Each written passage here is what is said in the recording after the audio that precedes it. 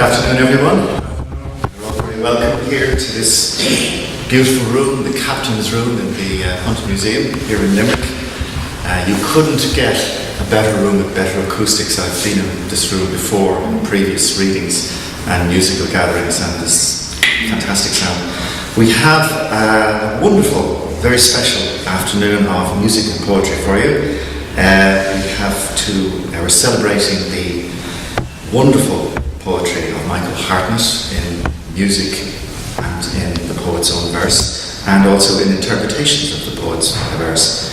A couple of quick things before we begin. Would you all be wonderful and just put your phones on silent or on airplane mode, I think they call it. And the second, all this would not be happening without the good graces and good offices of Gallery Press, who they own rights to Michael Hartnett, and they've given us permission, and you'll be hearing the wonderful poetry of Michael Hartnett. So I encourage you all to, if you want to, check out his work in Gallery Press. To facilitate us, we have Mike MacDomhnaill, the poet Mike MacDomhnaill. He's a winner of RTE's Francis MacManus Short Story Award in 2013 with the title story Uncle Ned. The 15 stories in his collection immerse readers in rural Ireland. They are marked by the authenticity of character and dialogue and peppered with references to Irish history and culture. As well as being a short story writer, Mike is also a much vaunted poet. And Paul Dunworth, to my right here, is a talented musician specialising in blues, folk and Irish folk, Celtic instrumental and classical guitar, and there's literally nothing he can't do. Paul plays a unique blend of covers and original music, and he'll be interpreting the music, the poetry of Michael Hartnett today. So, without further ado,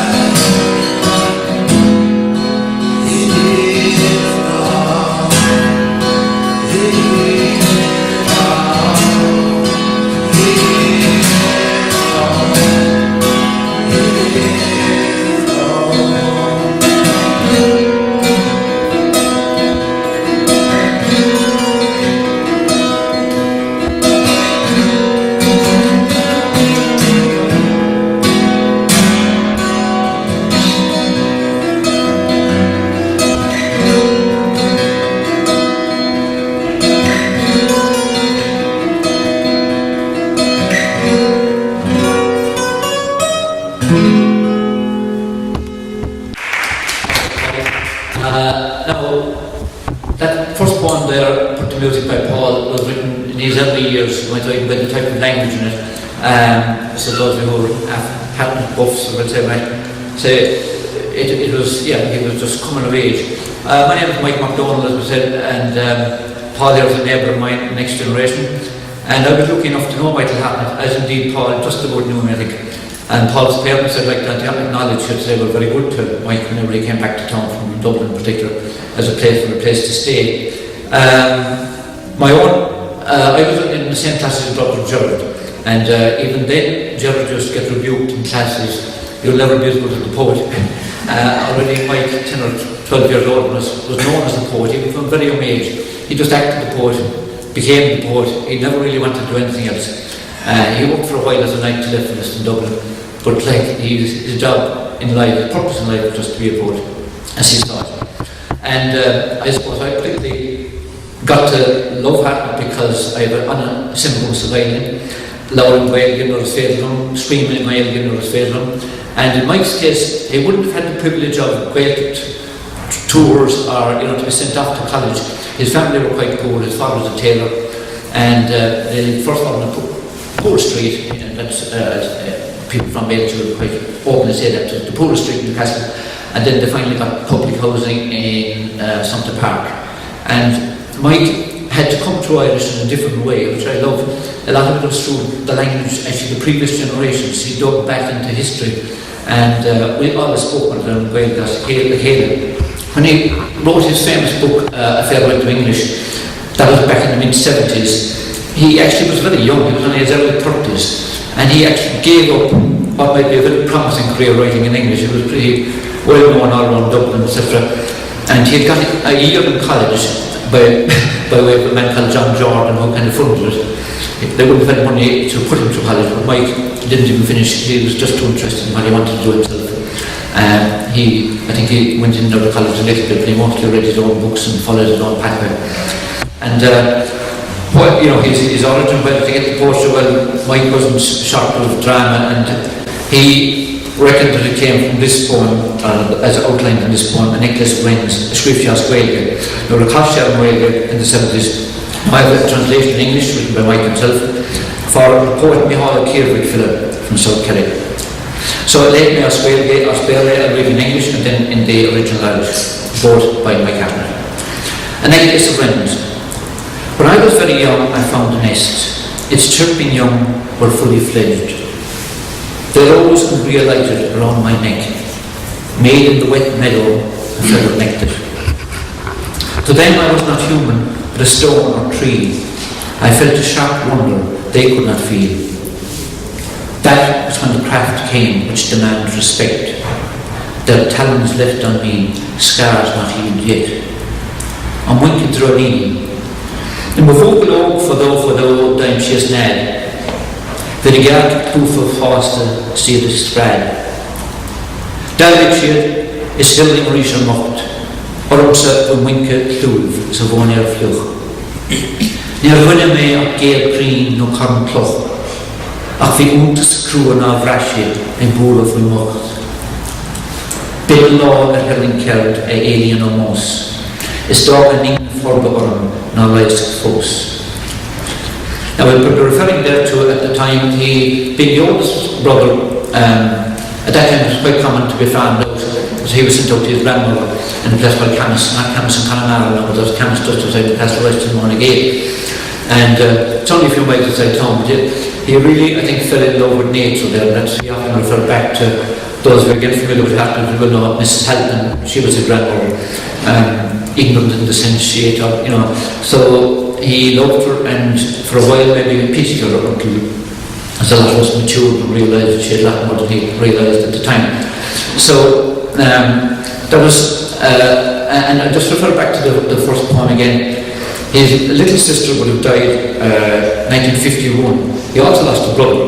But then again, now as we know, people of certain vintages, there was a time when big families, you lost a child, you lost two children.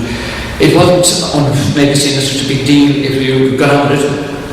That night, his father and him stayed up, buried the child the next day, and he just moved on.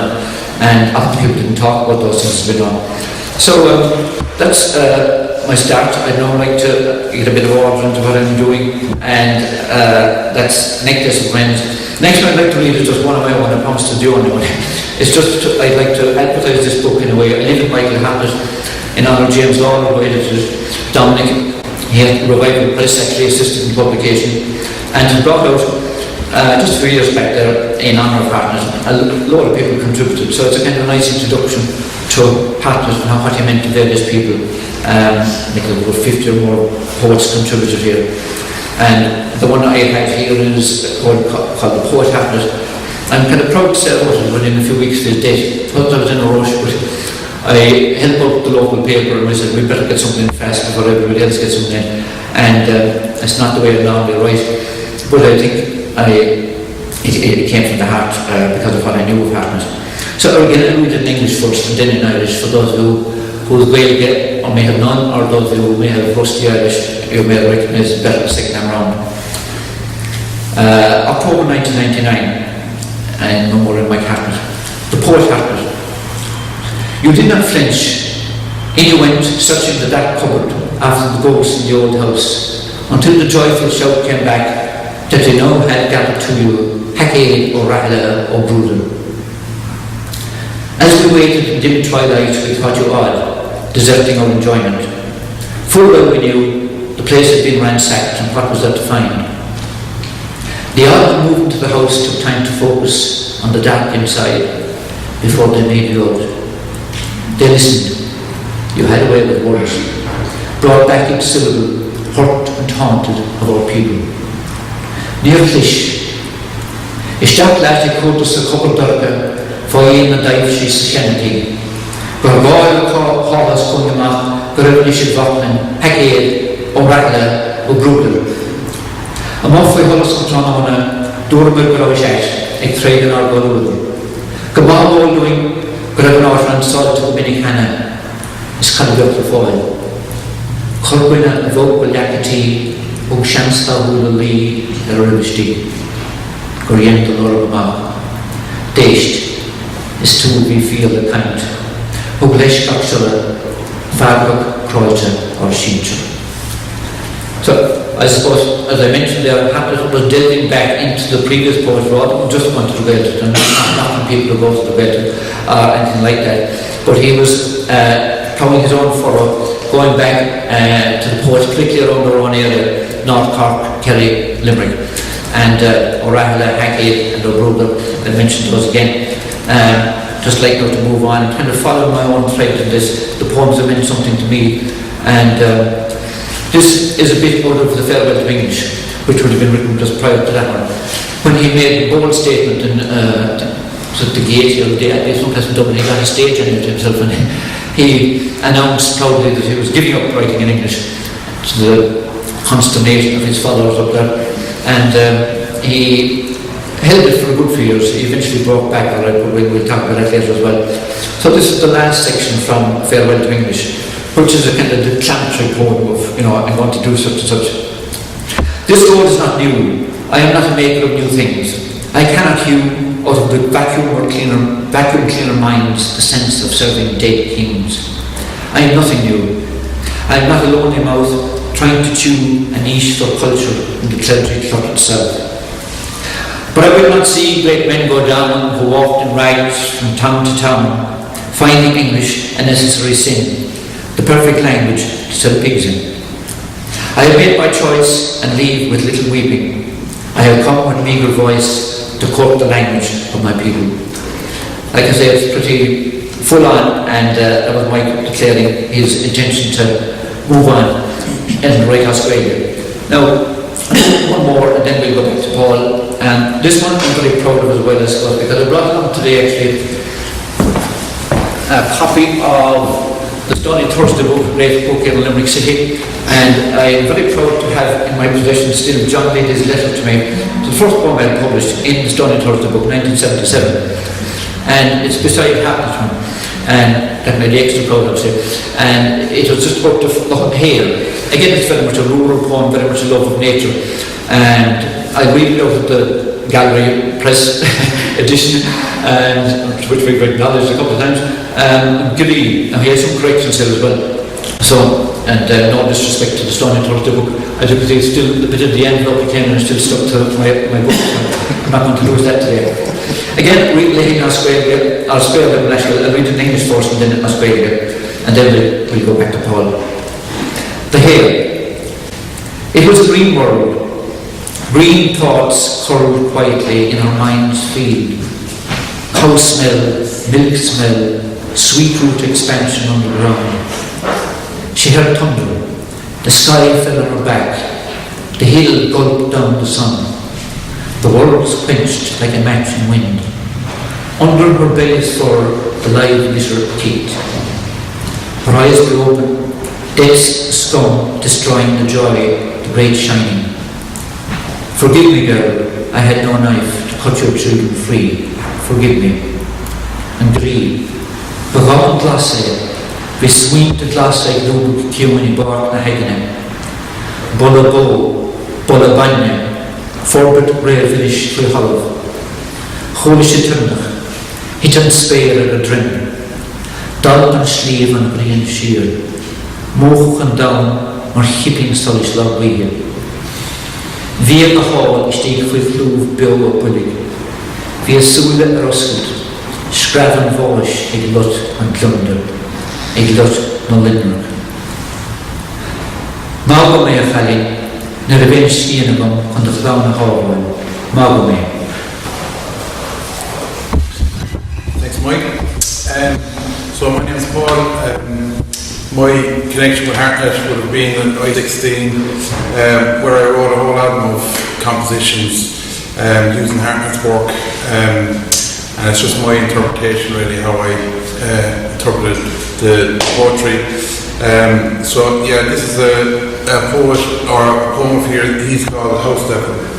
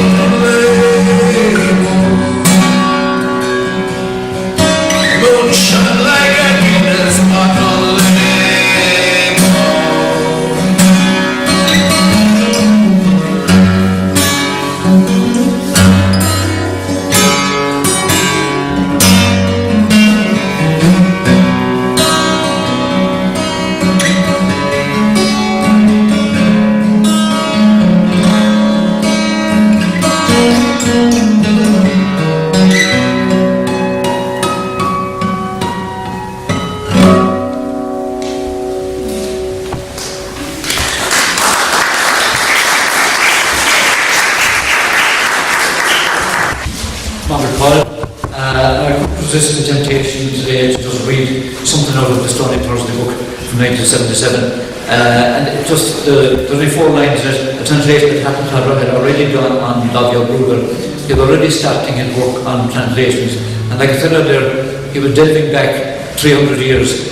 And Davio was saying much the same thing as him. Only Davio was saying it the other way around. He was giving up writing in Irish because one of the great Gaelic poets, he no longer had the audience. The great houses had turned.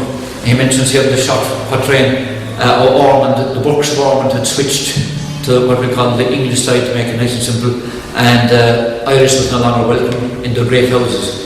So people like O'Bruder ended up working as, you know, a Slavey and Fucklas Gaelic, it sounds like slaves, just basically working the fields, and instead of using the pen they were had to use the spade, and that's how they make their living just to survive. So this is a kind of bitter verse now that happened to be translated, and like I said, it's just, I love the feel of this book anyway, I like it. Margaret Hagan Bela Bean, pity the man who English lacks, now that Truncore Ormond has come back. As I have to live here, I now wish to swap all my poems for squeaky English. O'Bruder, like I said, 300 years ahead of Hatton, and Hatton just delighted in translating. No, so to get organised here, by insisting on reading from the books, it gets a bit like a juggling act, so I'm going forward now. I found it number 6. Just again to fill people in, Hatton, when he did revert to Irish, he was quite picky and choosy. He actually looked down a bit on the maid poets. Well, not totally, but I mean, he felt like they were constantly, you'll be familiar with the famous tune, McGillamar, Shame McGillamar, where you're kind of hoping for someone to come from abroad to save you. Prince Charles, or rather Bonnie Prince Charles, or whoever it might be, to come across the seas. And the French run the seas, the Jean Van Gogh. So Hatton took a kind of a cynical view of that. So that's why he jumped back a century before the poets of outside here in Croom, particularly, well, that was the focal point where they met up. My own namesake Sean Clark MacDomhnaill, I'd like to mention him, as the few MacDonalds with him. Did that particularly good history as well, I can find out. And he wrote McGillen, so that's one that I can boast about. But Hartnett's take on that was this, that they were kind of just looking back, and he didn't really want to be part of that. So he wrote this for Seamus of Pineda, and those of you who are familiar with Limerick know there's a street just up there called after Seamus of Pineda, man who lived in Limerick. And who died not too long ago. A visit to Croom, 1745. The thatch dripped soot. The sun was silver, because the sky, from ruts of mud to high blaze, was water. Whitewashed walls were silver, lime flakes opened like scissors pages, nesting moss and golds of straw, and russet pools of soot. Windows, small as rat holes, shone like frost-filled hoofprints. The door was charted by the tracery of vermin. 5 Gaelic faces stopped their talk, turned from the red fire into a cloud of rushlight fumes, scraped their pewter mugs across the board and talked about the king. I had walked a long time in the mud to hear an avalanche of turf fall down. 14 miles in a straw-roped overcoat, passing for Irish all along the road. Now to hear a Gaelic court talk broken English of an English king. It was a long way to come from nothing. So, that's Hatton's take on that. It might remind me of T.S. Eliot. Somebody would be familiar with the Journey of the Magi, but that famous line, it was, you might say, satisfactory when he comes upon the Christian, comes to Bethlehem or whatever, and obviously I won't go into detail now, but it just, whatever about it, he goes back to find something. He's not really too happy with what he finds. Now, we'll move on, if I can keep myself organised, to Oracle himself. And just to give you a feel of the type of poetry somebody had to write, unfortunately, a lot of it was praise poetry. And Egon O'Rahilly, one of the famous monster poets, I just picked out 3 or 4 verses here because it refers to the night of Glen up the road. Again, trying to keep the Limerick theme. On the death of Gerald, son of the night of Glen. So they already know it's a lot of praise, but this is how they earned their keep, I suppose, if they were going to be put up for the night and for a few weeks. For whom are our chieftains dressed in mourning, who caused the face of the sun to be wounded? Who, but a prince of Grecian root stock, shut out life beneath a tombstone? Hawk of Munster, hero of valour, Hawk of Glen and son of kindness, Hawk of the Shannon, powerful Oscar, Hawk much loved in Phelim's island. Phoenix, smooth-limbed and great-hearted, Phoenix of trophies, wisdom is its trademark, Phoenix of the Liffey and Leith, my sorrow, Phoenix nimble, who guard us bravely. Pearl of fertile Castlemartle, Pearl of Cloyne, calm-faced and shining, Pearl of the Shule, pride of the Irish, Pearl of Limerick, quick trout of the Fale. And the last verse there you see the spread, it wasn't just Glen, like you were able to obviously refer to Castlemartle and Cork and Cloyne and the Shule and the Fale over in West Limerick as well, my own right neck of the woods. So that gives a feel of the stuff, and Mike did a huge job in translating O'Rahilly, Hagade, or mentioned Hagade today, and Davia Brutal mentioned earlier. Again, for any people who are here who might be too familiar with County Limerick, if you go to a village called Broadford, beyond on the road from the Castle West to Drumcolor, you'll see a fine statue, we call it a statue, I suppose it's a memorial to Davia Brutal done by the sculptor Clay the Cousin, and it shows the trees, 3 oak trees cut in half, depicting the denuding of the woods, which happened, as we know, when the English took the Irish oak and used it for their own mansions and used it for their ships. So that's like if you want to go for a drive afterwards, I'd recommend Broadford. Now this is just one verse. He wrote one poem as in a ballad for his father, and he always said, like, as well as being high-minded about his poetry, he was able to, I shouldn't say dumb it, but he was able to do ordinary ballad stuff as well. And he wrote 47 verses, and some of them were very nice. So I'd like to speak one of this. We tend to do it during the extra happen every year in Castle West, because a lot of people locals will recognise some of the streets, some of the people mentioned in it. And like I said, he wrote for his father, and it was published first of all, by the way, by our own society in the Castle West, the Desmond, also the Archaeological Society and the Historical Society. But I think it has since got it's been published again by Galway Press. So this is like every town, I suppose, like you have a river usually, and in our case it's the Ara, and it's where the boys and maybe not so much the girls in the old days, the boys tend to meet in the bridge and look at what was passing by. So, and the chestnut, I'm afraid, as mentioned here, is gone. When the chestnuts in flower each spring by the bridge, and the boys stand around and whisper and wink, and the trout rings the water to nuzzle the midge, and the bell from the chapel is calling. Where the black-headed bullfinch shows off the hull, and the white-tailed little billful finds her nest in the wall, and the river from brown turns to white in its fall, and the swallow, she kisses the water.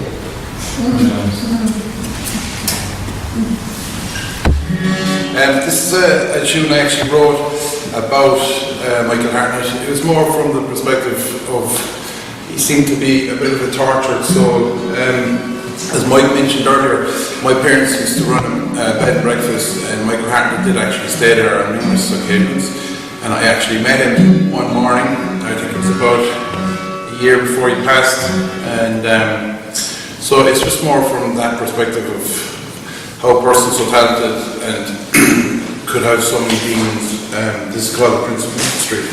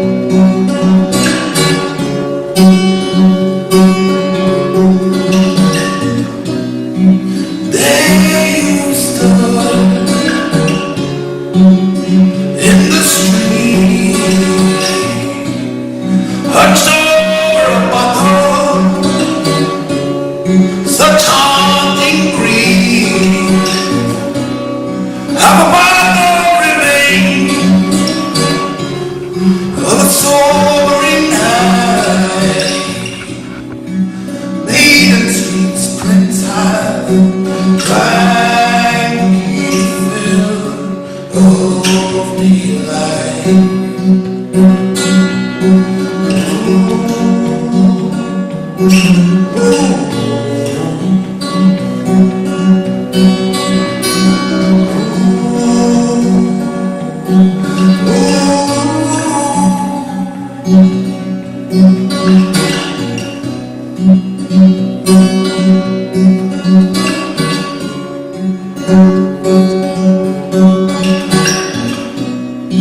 stand so curious for a man of such stature, profound and simple, his imagination would capture. Oh, yet he lays here, helpless to a world as he cries. My heart is standing here, each day, looking up to the sky.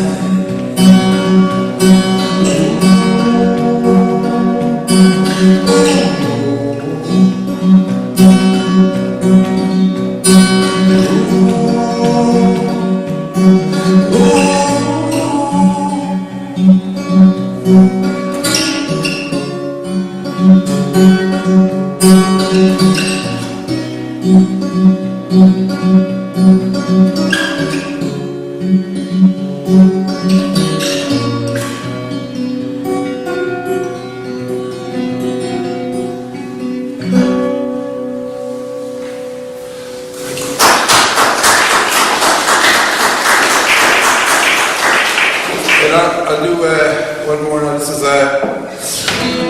poem by Hartnett called Ghost of Billy Mulville.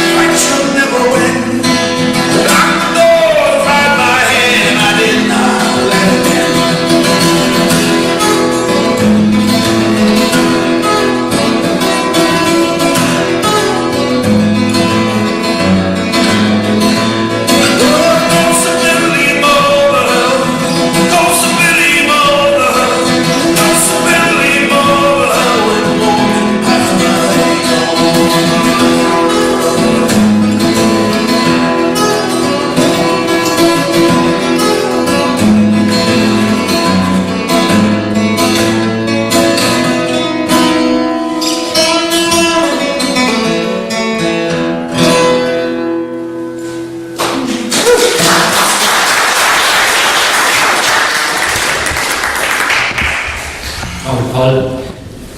Most of Billy Mulligan, I would not let him in. There's some sadness about it as well, I think. And that's the classic people who identify with Billy Mulligan with the cardboard suitcase and doing a bit, looking up for some place to stay for the night.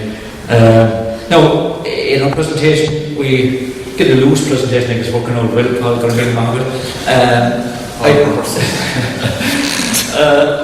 My next move is onto Hartnett had a great love for Lorca, the Spanish poet Federico Garcia Lorca, and was killed during the Spanish Civil War, a young man as well when he was killed, unfortunately. And it's prompted me to research some of Lorca's poetry. I actually did a translation of the one I'm going to read for a son of mine who married a Spanish girl, and I didn't quite get to read it out at the wedding, but I tried to force it and videotape it. But it made me look back at the original. Now, I'm not a Spanish speaker, but I can wing it, and I was just comparing it to Hartnett's version. And he did call it the version. Mike wasn't a fluent Spanish speaker either. He actually translated the Tao, the Chinese Tao as well. He certainly wasn't a Chinese speaker, but that didn't stop him. And I think he did a very good version of Felix Lorca. He was reminded me of what Lorca possibly looked like, you know, the dark sweep of hair. As a young man particularly, he really kind of carried himself like that. And he did go to Spain for a while, and I noticed he used to have the long hair. When he came back, he had a very cropped haircut, and the joke was that he'd been arrested by Franco's troops. I think he made a bit of a meal of it. But, you know, that was his heroic episode in Spain. But he translated a lot of Lorca's poetry, the ballads, the gypsy ballads in particular. So we'll read one now, The Ballad of the Moon, after the Spanish of Federico Garcia Lorca, 1898-1936. The moon comes into the forge in her dress of hoop and flower. The child stares at her. The child is staring at her. The moon moves her arms in the agitated air, exposes breasts of hard tin, voluptuous and pure. Run away, moon, moon, moon, for if the gypsies arrive, they will make of your heart necklaces and rings of white. Child, let me dance, dance. When the gypsies arrive, they will find you on the anvil, closing your eyes. Run away, moon, moon, moon, for now I hear their horses. Child, leave alone. Do not step on my starched whiteness. The horseman is coming nearer, drumming the tambourine plain. Inside the forge, the child had closed her eyes again. A bronze dream, they came along the olive groves, their heads held high, their eyes half closed. Listen, the bird of night sings, sings, sings in the tree, and the moon moves through the sky with a child in the hand. Inside the forge, the gypsies shout and weep. The breeze watches, watches, all is watched by the breeze. That was Lorca. Now, again, with us, like I said, having travelled to Spain with Mike Hartnett, it's called Mike, and some people are always referred to him as Mike. There's a typical problem there as well, of course, with Michael and Mike and Micheál. He wrote some books, Michael Hartnett, more than Micheál Hartnett. I had a little bit of a hang-up about that myself, so I used Mike MacDomhnaill in half. I used his first half because I think we have to acknowledge that we do speak English. It might have been forced on us, but we speak it, and some of us also speak Gaelic. But I always worry about the kind of dichotomy of having two personas, almost an Irish person and an English person in the one body. And I think I'd encourage people just to use one, or might tell people. I'd like to read, when Mike Hartnett broke up, his marriage broke up, and he had two small children. He had moved to a small little house out in Temple Lanton, in a village called Glendalough, the Glen of the Oak. And it's pronounced like that, the emphasis of the last part. Michael's take great pleasure in Glendalough. And he had this standard 2 pigs, small garden. He wasn't all industrious, it seems, and his wife Rosemary, I think eventually, it's outside of Overwell, but it broke up anyway. And he ended up in Inchicore in Dublin, in a small flat.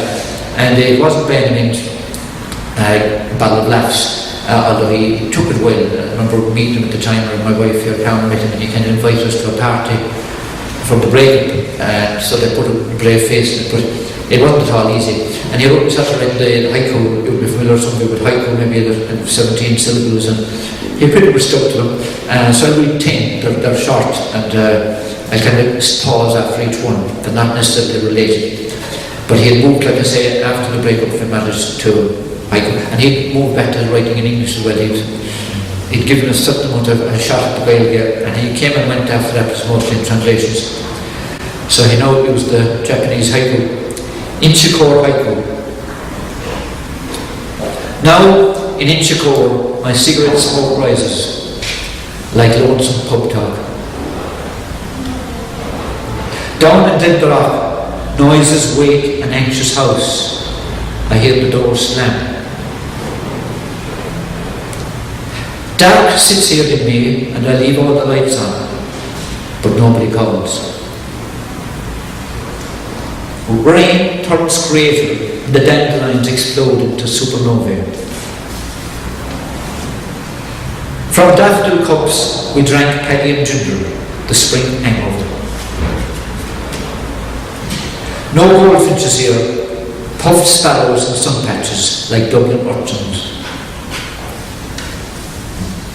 Stalking Emmet Road, a shocked rook blessed me with crust, manna from the dead.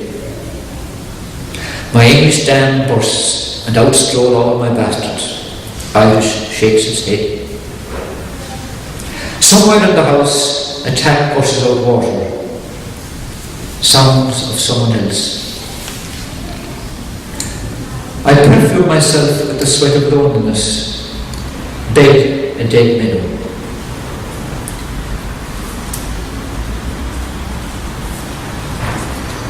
Now we'll finalise with his later, very late poems, and excellent ones in my opinion, and they have been, thankfully they have been well referred to during some of the Michael Hartnett festivals.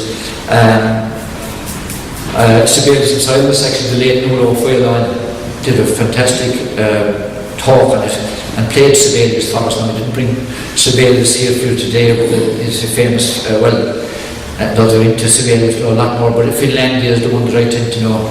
He was seen as a kind of a figure, a bit like our Sean O'Reilly, who incorporated the heroic element of his land. And Mike kind of takes, as usual, a slightly royal over that. But I'll just read the final notes, 2 pages of this. And the start is a bit of a rhyme, so hang in. He referred back to it. Alcohol's a cunning beast. It fools the doctor and the priest. It fools the clever and the sane, but not the living or the brain. Idle verses, so I thought, that someone doodling idly makes. But now, blood breaks like snowflakes from my brother's nostrils and my hand shakes. I gave everything I could. Music, speeches, patterines, intellectualized the fight, and tremblando, wept adagios, wrung my hands. In short, spilled every drink but blood. Autumn breaks its rainbows along the staggering trees, and my hand quivers. Into my room, across my music sheets, sail black swans on blacker rivers. They say my music weeps for the days when my people ate the bark from trees because all crops had failed. Music disdains such theories. I offer you here cold, pure water, as against the 10-course tone poems, the indigestible Malarian feasts, as against the cocktails many hues. All liquors crammed in one glass. Pure, cold water is what I offer. Composed and conducting. It's my 4th symphony, 3rd movement, and as my baton tries to make the music keep to the key of C sharp minor, vodka ebbs and tremors from my hand, and at the right corner of my eye, a raven flies to a concert hall, and I find a self saying to myself, it was the deer that stripped the trees, not the people at all. 2 flutes grapple with a nice cold note until the cello takes command. As the audience's hiss escapes, splinters of birch bark stick in my throat. And now, because I made such strict demands upon my art, I must dismiss such music as intrudes on me as I conceal my shaking hands. No loss indeed. It's now quite trivial and crude. No more legends come out of the northern lands. No more virgins of the air. No more black swans. No more seamless symphonies project themselves. I take down a book of poetry from my shelves to share with my children's children the old store of verses that this green gold land reveres. I speak their native language fluently, but when excited, lapse into my planter's tongue. You may think 30 years of silence far too long, but some composers now about should have learned from me that silence would have graced the world far more than their gutting and dismembering of song. And that which was part of me has not left me yet. However etherealized, I still know when it's there. I get up at odd hours of the night, or snap from a doze deep in a chair. I shuffle to the radio, switch on the set, and pluck, as I did before, Finlandia out of the air. Now, going to be a lot of good thing.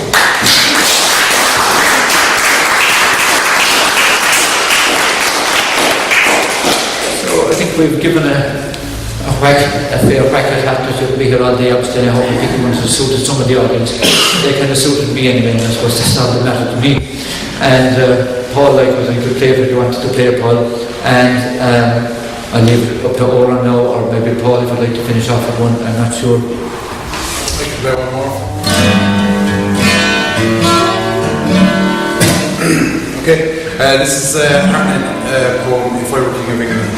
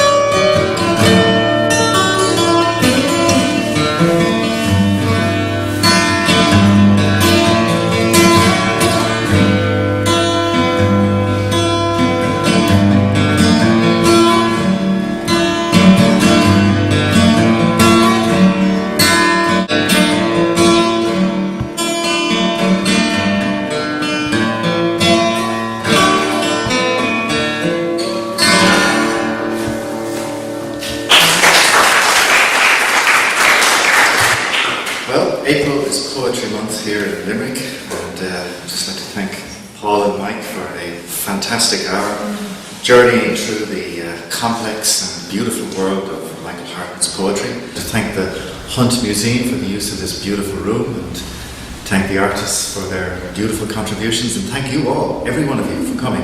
And there are books down there. I was supposed to advertise the CDs, but they've magically disappeared. I don't know where they are. These people have CDs and books. There they are. Check it out. So if you want to pick them up, just check out with these two guys here, and they'd be delighted to look after you. Thanks again. See you soon. Bye.